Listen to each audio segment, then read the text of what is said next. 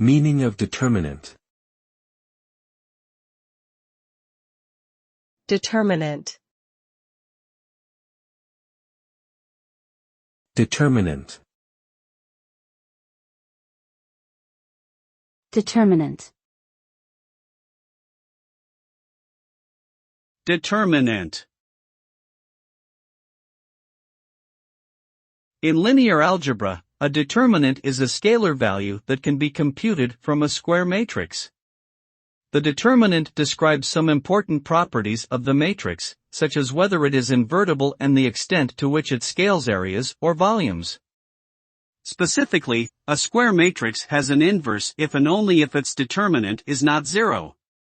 Additionally, the determinant can be thought of as the factor by which the matrix scales area or volume.